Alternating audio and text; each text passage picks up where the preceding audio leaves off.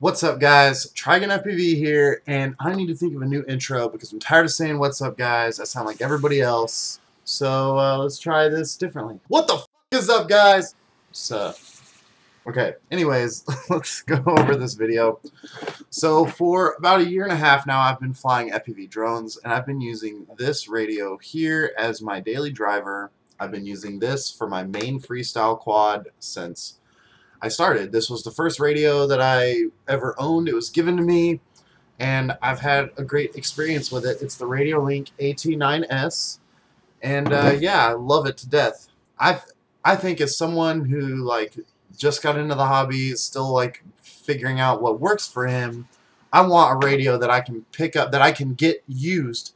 I got this used, well worn, like well used, a year and a half ago. I've been using it as my daily flyer, and everything is solid on this thing. I mean, it is a nice radio. It doesn't feel as heavy as say the Spectrum radio. It feels kind of on par with like maybe a QX7, kind of like the plasticky feel, but no, it feels great. It feels good in my hands, and this is the radio I'm most used to. So when Radiolink reached out to me after I made the video where I went to Goshen and flew the cemetery with my buddy Jamie, you guys should check that video out if you haven't.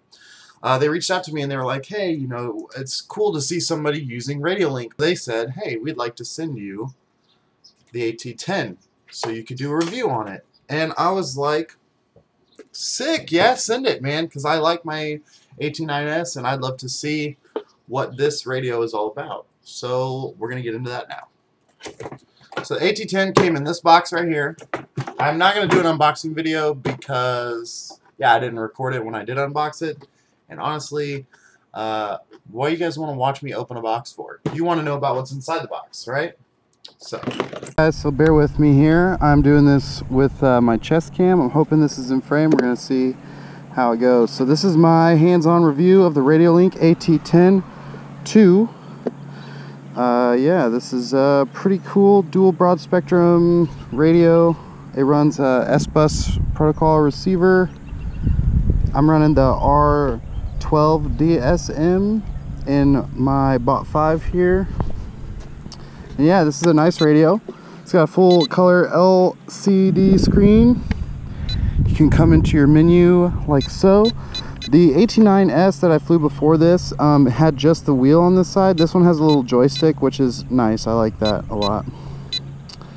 And so yeah, you can come in here, adjust all of your endpoints, your sub-trims, reverse your channels, add your dual rates and expo, all kinds of stuff in here.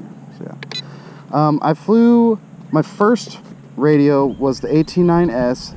And after that I got a Spectrum DX6 and flew that for a little bit, but I went back to my AT9S because it was more reliable, the link was stronger, I had better signal overall, and the radio felt better in my hand. Maybe that's because I was just used to it. So when Radiolink reached out to me to send this radio to me to check out, I was pretty excited because I've seen it before and kind of wanted to check it out.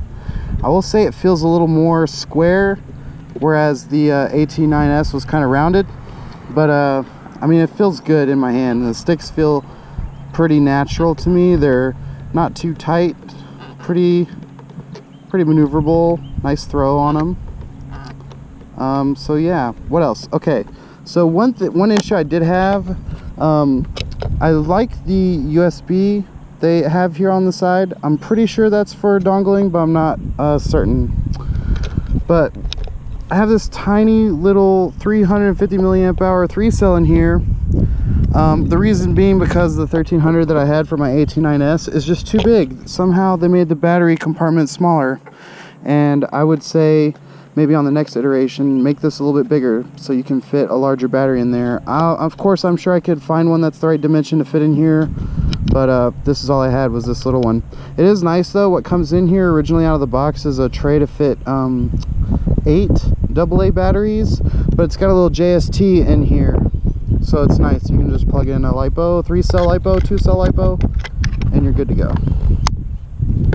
It's got the MIDI port on the back there for buddy boxing. Yeah, man, it's pretty sick. It's got lots of channels. They're all configurable. You can run them all in beta flight. I've never had any issues with range or fail-safing.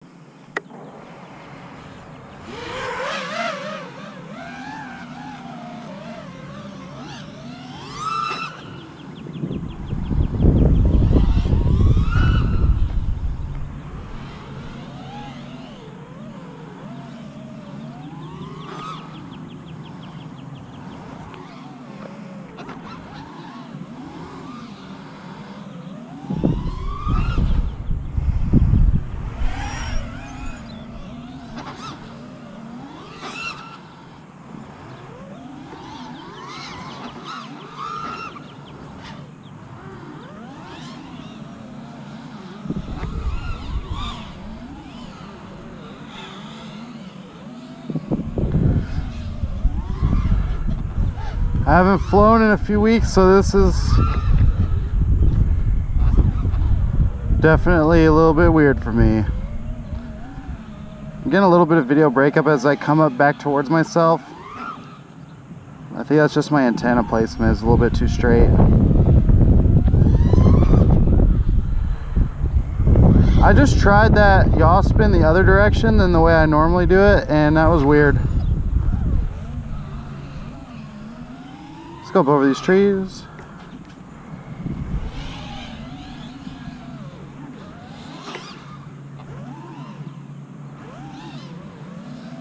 Let's do a reverse split S right here. So quick.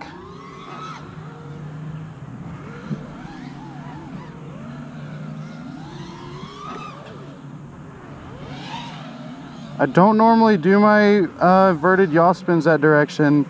That's a new way for me to do them.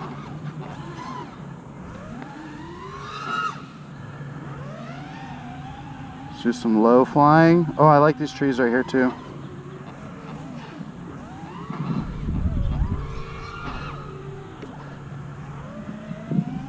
So far, loving the radio. The sticks feel just like home to me. It's a lot like the AT10S. What I don't like are the new rates, because I just had this quad redone. Everything we put on it is new, and it's not what I'm used to for sure.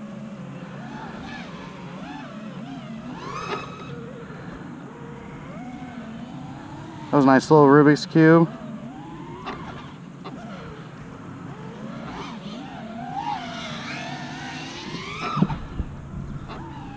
It's locked, dude. It feels great.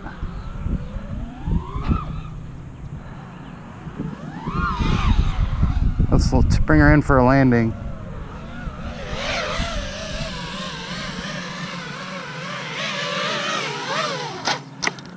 Alright, so I hope you guys liked that flight footage. I want to apologize for my house being kind of messy. It's actually really bad right now because we've been in full build mode for the past, well, for me, the past 3 days has just been trying to get this quad flying. I was very thankful that my friend Kenneth came over and helped me button her up and get her flying yesterday so I could do this video for you guys. So yeah, my final thoughts on the AT10. As far as a radio goes, I think it's a great radio for someone who is maybe getting into the hobby and wants something simple and straightforward to deal with. The receivers are easy to bind and wire up. The setting the endpoints in the radio is significantly easy. It really was just not at all a hassle to set it up or use it, especially for me because when I was first starting out, this was the first radio that I had, and it's running the same software, and yeah, it was pretty easy for me to figure out how everything worked. So I would say for someone that's just getting into the hobby, a Radiolink radio is going to be a decent option for you. And if you are maybe already using FR Sky or Spectrum and you want to try it out, I think it's worth it. Maybe if you get one used to just see how you like it. Yeah, honestly, I'm probably going to stick with the AT9S only because the form factor of the radios is slightly different, and holding this radio in my hands feels more comfortable to me than holding this radio, the AT10. It's a little more square, and for some reason I feel like the sticks, they're just not where they should be, and that's just because my muscle memory is used to this radio, and this radio works well, and so I'll probably save this for a rainy day or if I break the AT9S. Thank you guys for watching this video, and if you like what you see, comment, subscribe, and yeah, I'm going to get some better cameras and stuff, and we're going to get these videos a little more refined in the future, I promise. So yeah, thank you for tuning in, and I'll see you in the next one.